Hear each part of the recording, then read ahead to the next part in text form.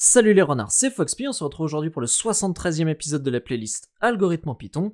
Aujourd'hui on va voir comment retirer les ponctuations d'une chaîne de caractères. La méthode elle est déjà définie, elle se trouve devant vous, elle s'appelle retirer ponctuation et elle prend en paramètre une chaîne de caractères contenue dans une variable nommée string. Alors, avançons. Ici nous avons la première structure conditionnelle, if not string.isAlpha. Qu'est-ce que ça veut dire ? isAlpha, c'est une méthode issue des chaînes de caractères qui permet de tester si une chaîne de caractères n'est constituée que de lettres de l'alphabet. Par conséquent ici, si on a une chaîne de caractères qui n'est pas constituée que de lettres de l'alphabet, c'est-à-dire qu'il y a au moins un caractère qui n'est pas une lettre de l'alphabet, alors on rentre dedans. Et ici, on va retirer tous les caractères qui sont en dehors de l'alphabet, donc tous les caractères que l'on considère comme des ponctuations. Ça va se représenter par les boucles ici.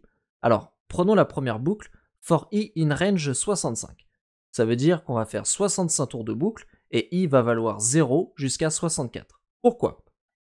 Eh bien ici, nous avons la table ASCII et on voit que la première lettre de l'alphabet en majuscule commence à la valeur 65. Donc tout ce qu'il y a avant peut être considéré comme une ponctuation. Donc tout ce qui part de 0 jusqu'à 65, eh bien, on va le considérer comme une ponctuation. Et si on le croise, alors on fait appel à la méthode chr de i. Chr, c'est une méthode qui permet d'associer un nombre à sa valeur dans la table ASCII. Ici, si je mets chr de 64, on me dit que c'est l'arrobase. Et là, si je regarde, vous voyez bien qu'à 64, c'est l'arrobase. Donc, quand on tombe sur une valeur et que cette valeur, on la retrouve dans notre chaîne de caractères, pour ça, on teste un if chr de i est dans la chaîne de caractères. Donc si le caractère associé à la valeur i est dans la chaîne de caractères, on le remplace. Pour ça, on fait appel à string.replace. Le premier élément, c'est le caractère à remplacer, et le second élément, c'est le caractère par lequel on le remplace. Ici, on le remplace par rien du tout. Alors ensuite, on a toutes nos lettres au majuscule, donc qui débutent à 65, hop, et elles vont jusqu'à 90 inclus. À 91, on reprend les ponctuations. Donc ici, for i in range 91-97, on refait la même chose. On voit qu'à 97, on va débuter par l'alphabet en minuscule ici. Donc je retourne. L'alphabet minuscule, on le laisse tranquille.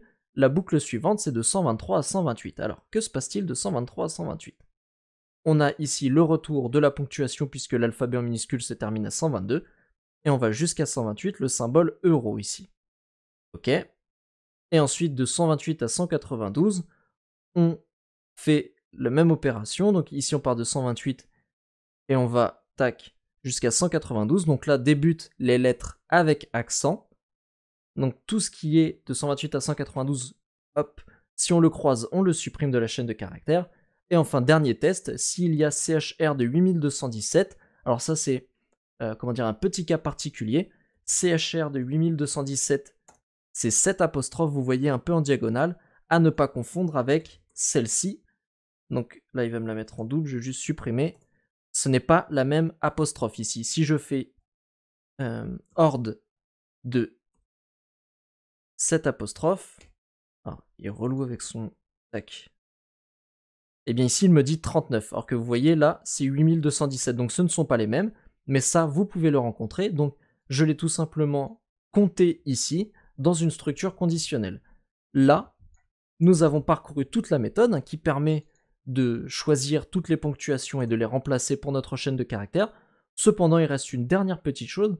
Si vous considérez que les chiffres et les nombres font partie des caractères et non de la ponctuation, comme ici, de 48 à 57, alors à ce moment-là, vous pouvez ajouter une autre boucle.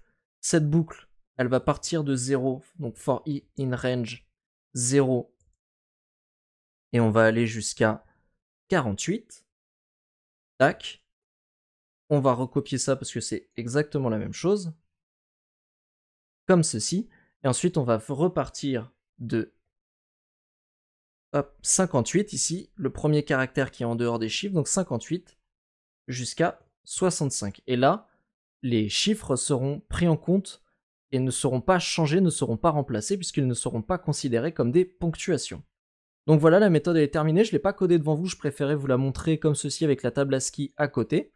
Donc vous voyez que finalement on laisse tranquille les lettres de l'alphabet et qu'elles soient en minuscules, en majuscules ou accentuées, et les chiffres et tout le reste, eh bien, on va l'enlever de notre chaîne de caractères. Alors maintenant, on peut la tester, cette méthode. J'ai préparé plusieurs chaînes de caractères auxquelles on va retirer la ponctuation. Donc ici, une première, bonjour à tous, je vous souhaite la bienvenue dans ma demeure. Oui, il a enfin reçu ses billets de train. Foxpy avec plein de ponctuation autour. L'allemand est difficile à apprendre et joyeux, ivre, fatigué, le nez qui pique, clown Harry qui dans l'ombre. Alors regardons ça. Là, on voit que toutes les ponctuations ont été retirées, c'est-à-dire les espaces, les points d'exclamation et le point normal. Vous voyez qu'il n'y a plus rien. Ici, tous les points d'exclamation ont disparu, les espaces également. Ici, vous voyez que toutes les ponctuations entre les lettres constituant Foxpy ont disparu, ce qui permet de recréer la chaîne de caractères Foxpy. L'allemand est difficile à apprendre, vous voyez ici que l'apostrophe a disparu, les espaces ont disparu, le point d'exclamation a disparu. Joyeux, ivre, fatigué, le nez qui pique, clown Harry dans l'ombre, et bien là c'est pareil, les virgules ont disparu, les espaces ont disparu, il n'y a tout simplement plus de ponctuation. Alors on pourrait essayer ici avec un point d'interrogation, on ajoute et vous voyez qu'il n'apparaît pas. On pourra mettre des points, des slash, des points d'exclamation, ça. Hop, tout ça, ça disparaît. Donc notre méthode, elle est fonctionnelle. Elle permet bien de retirer les ponctuations d'une chaîne de caractères. Bien entendu, comme pour tous les codes de tous les épisodes, vous pouvez les retrouver sur mon GitHub. Le lien est dans la description.